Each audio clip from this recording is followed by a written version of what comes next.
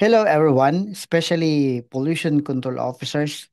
Alam nyo ba na tayo bilang mga pollution control officer ay duty natin na magkaroon ng proper record keeping, especially sa compliances natin sa Republic Act number 9003.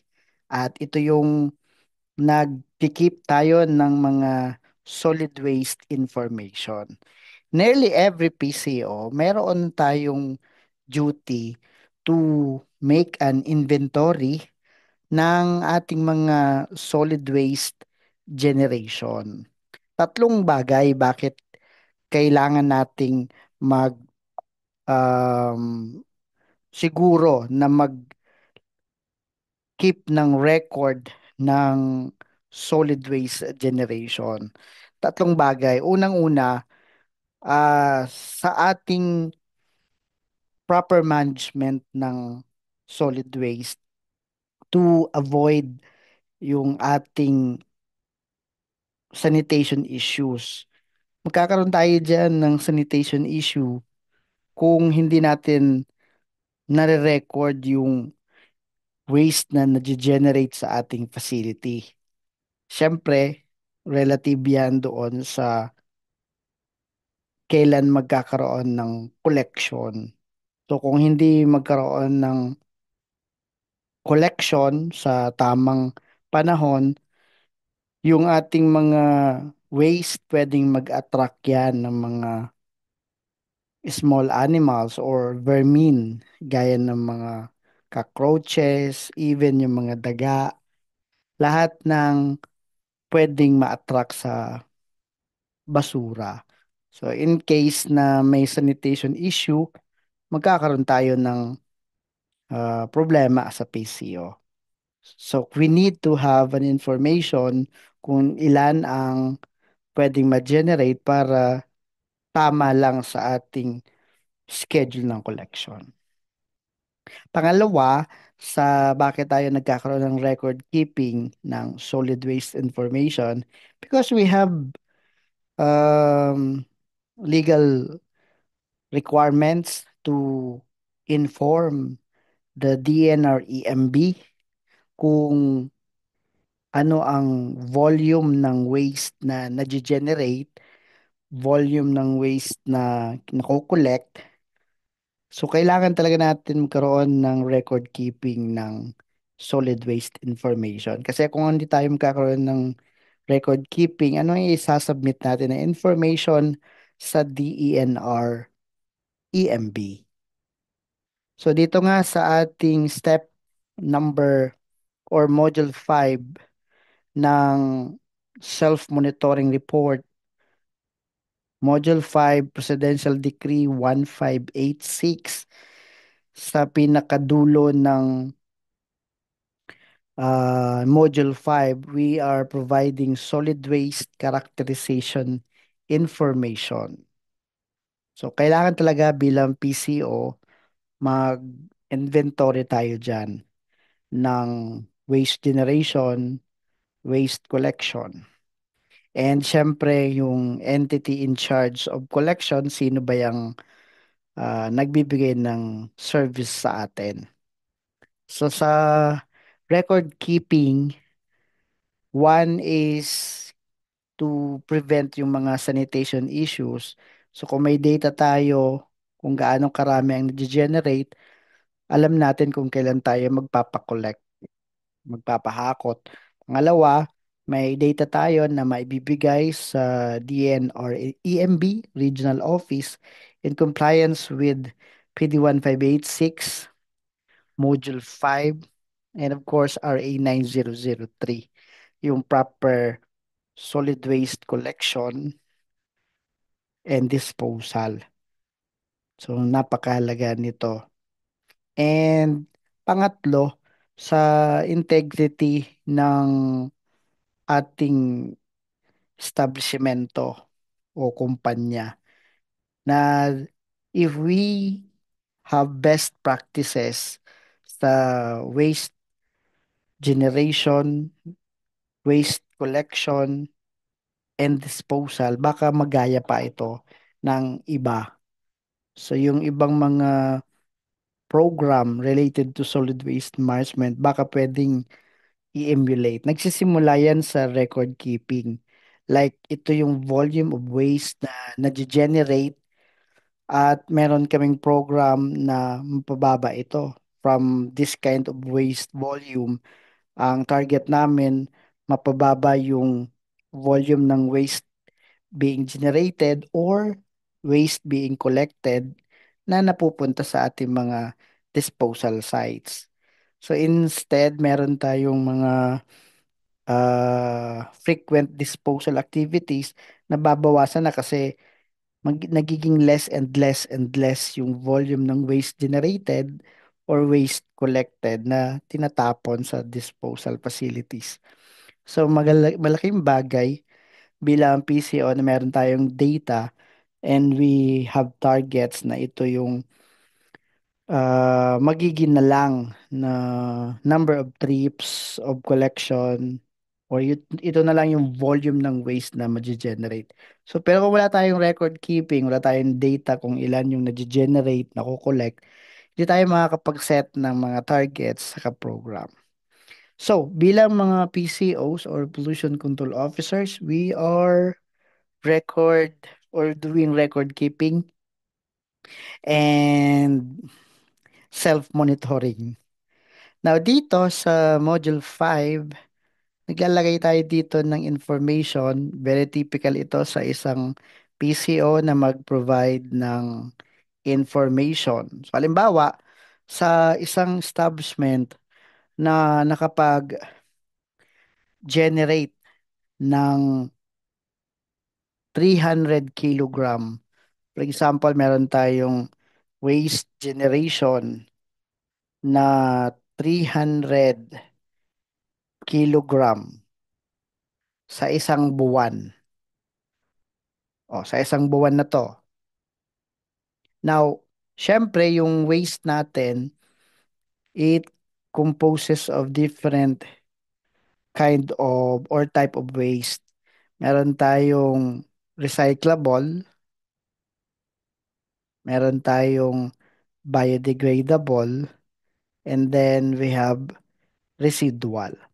Sa isang PCO, kailangan mong mag-conduct ng tinatawag na WACS or waste analysis, characterization, study.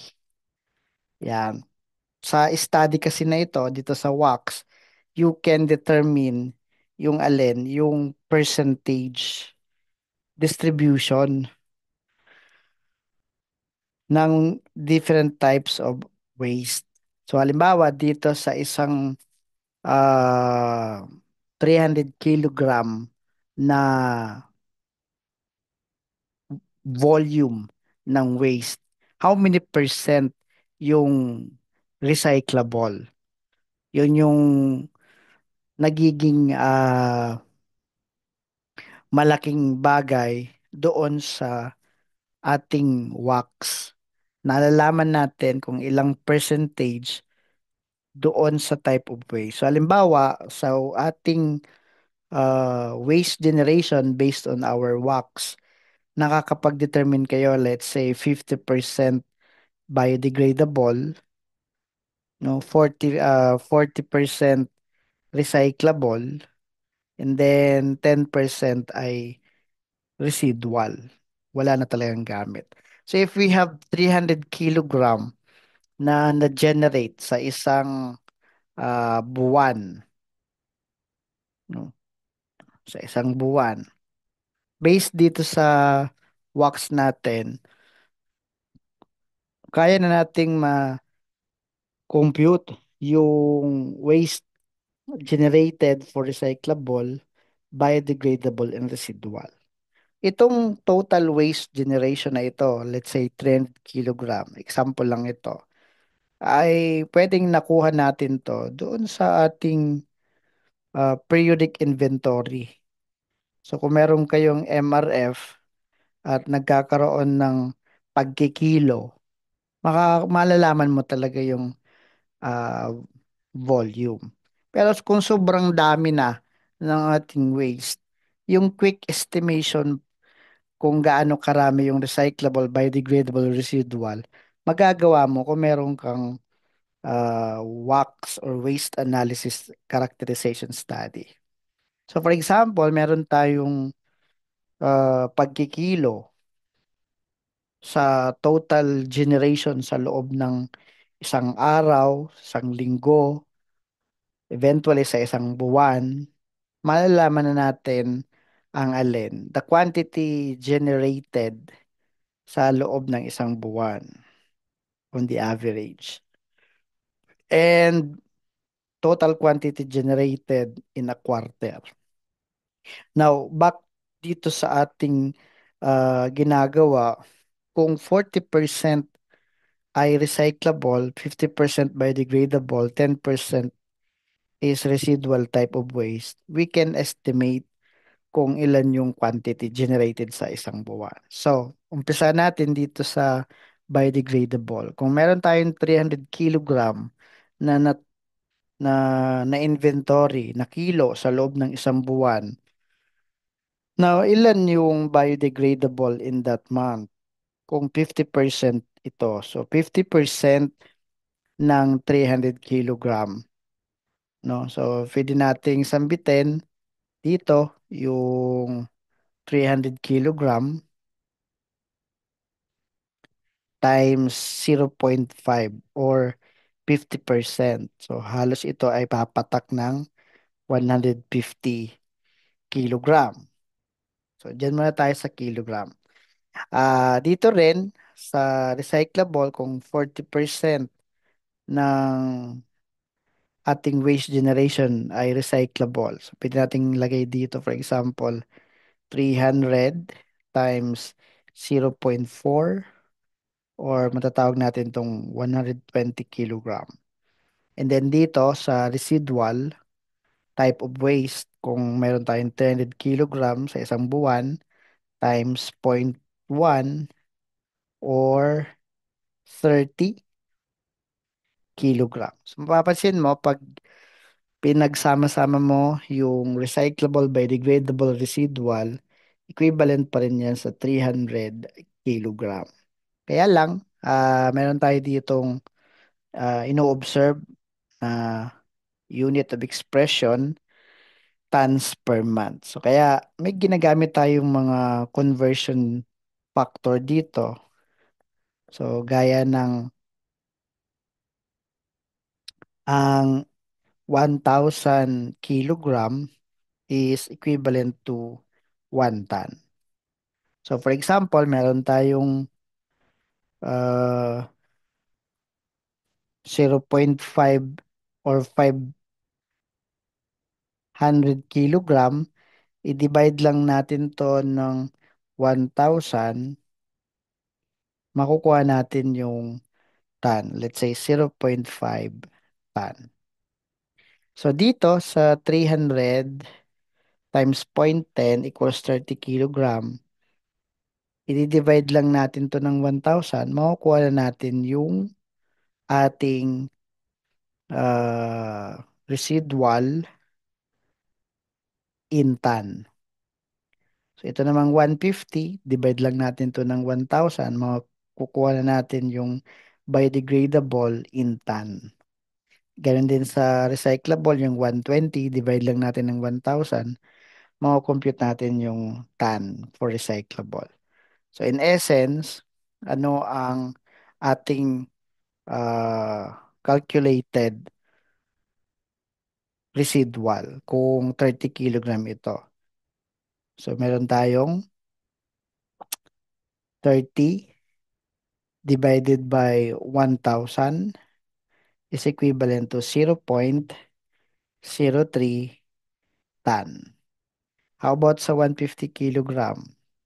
So this is 0.15 kilogram. How about this 120 kilogram?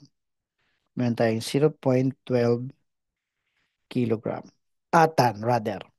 So meron tayong 0.12, 0.15, and then 0.03. Pag tinotal mo yan, 0.12 plus 0.3, 0.03 plus 0.15, makikita mo 0.3 or equivalent sa yung 300 kilogram equivalent sa 0.3 ton, no? So, okay.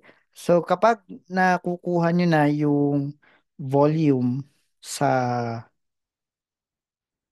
ton per month, makukompute nyo na rin syempre yung ton per quarter. Again, wala nang pinakamaganda kundi ang magkaroon ng actual inventory. Kilo-kilo tayo dyan. So, yung ating mga weighing scale, pwede natin gamitin yan to have an accurate data ng volume ng waste na nage-generate sa loob ng isang araw, isang linggo, isang buwan, sa loob ng 2 buwan, sa loob ng 3 buwan o quarter. So, pinakamaganda yon yung merong actual weighing ng waste. But in this case, kung nagkakaroon lang tayo ng theoretical computation, magagawa lang natin to like this one, 0.12. Kung meron tayong 0.12 ton for a month, so if we can multiply this by 3 para makuha natin yung quantity generated for 3 months or quarter. So 0.12 times 3, meron tayong 0.36 ton. Ganun din dito sa 0.15 times 3, mako-compute natin yung generated sa loob ng 3 buwan. So, equals 0.45 ton. And dito din sa residual, 0.03 multiplied by 3. So, meron tayong 0.09. Again, mas maganda yung actual inventory, yung weighing kaysa sa theoretical. Kasi syempre, nagbabago ang data mo per day, per week, lalong-lalo per month. Maaring sa first month ay 200 kilogram, sa second month ay 300 kilogram, and then the third month is 100 kilogram, so 600 kilogram. At actual yon. So we have actual record keeping, mas maganda yon kaysa dito sa theoretical na imomultiply mo ng 3. So theory lang to. Now, yung ating waste na na-generate per month, most likely gusto natin matanggal yan kasi sa isang buwan, bulok na yan. Magkakaroon na yan ng odorous, pero ng sanitation issue dyan. Kaya dapat monthly nahahakot yan. So yung 0.12 na recyclable, yung 0.50 na biodegradable, and 0.03 na residual, most likely ipapahakot mo yan. Kaya dito, sa average quantity collected per month, then total quantity collected per quarter. So most likely, yan naman yung ipinapahakot natin. So halimbawa, yung uh, quantity generated na 0.12, yun din yung quantity collected. So lalagay lang natin dito 0.12. And then yung total quantity generated per quarter, yun din yung total quantity collected per quarter, 0.36.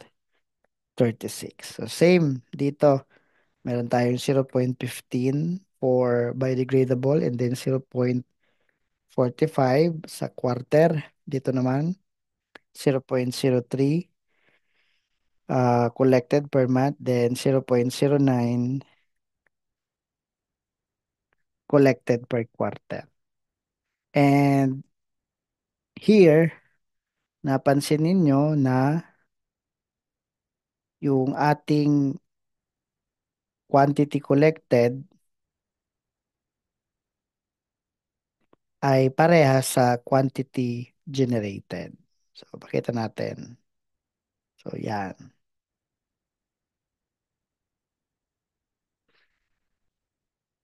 So, sa mga theory, kung ilan yung quantity generated per month, yun din yung quantity collected per month. At sa theory natin na times 3 para sa isang quarter, yun din lang. Pero again, mas maganda kung may actual weighing ng basura dahil yun ang mas accurate. So sa ginagawa natin, meron tayong per month and per quarter. So ito, mapapansin nyo rito, yung 0.12, minultiply natin ng 3, so naging 0.36. So ito yung sa isang buwan at ito naman sa quarter. And that is our quantity generated. So dito naman sa 0.12, ito naman yung quantity collected per month. And then yung 0.36, ito naman yung quantity collected per quarter. So halos parehas lang.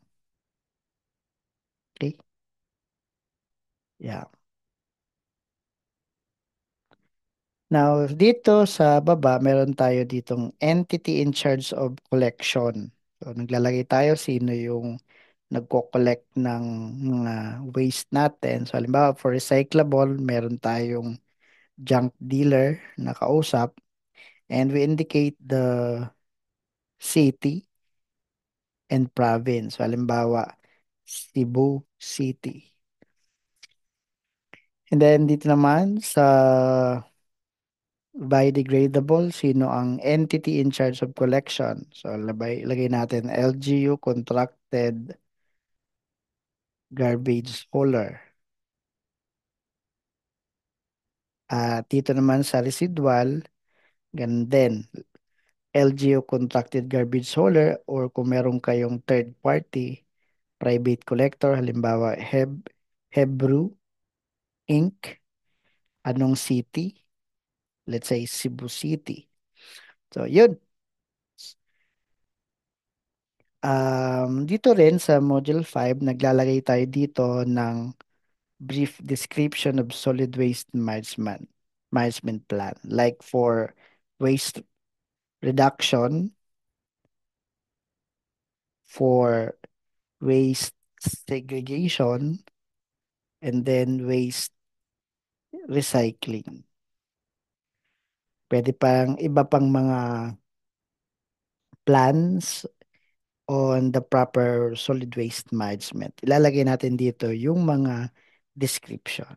So this is the Module 5 of the Self-Monitoring Report of DNR. At dito natutunan natin ano ang kahalagahan ng mga data na meron tayo, especially in the implementation of solid waste management plan.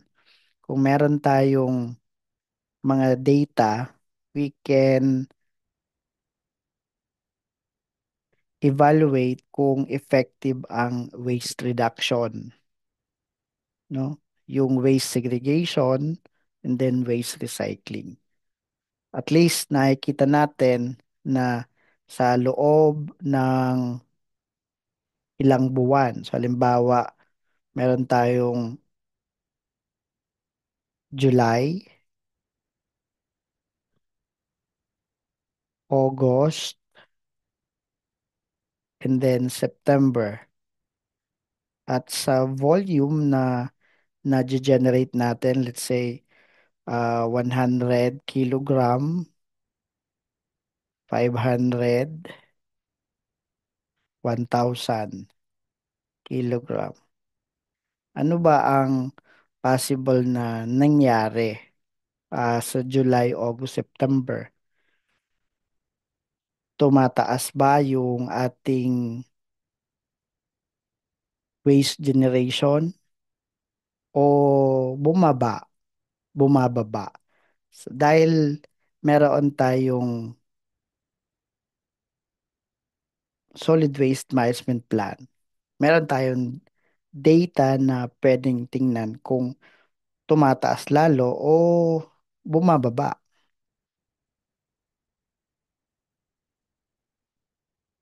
Yan. Pwedeng nalalaman natin to. So that's it. So napakalaga ng record keeping. Napakalaga na meron tayong waste information na binibigay sa top management sa DENR EMB dahil nagagamit ng mga data na ito for decision and policy making. So I hope you have learned something today. And if you want to know more about environmental compliance, environmental management, please subscribe to this channel. Please share this video.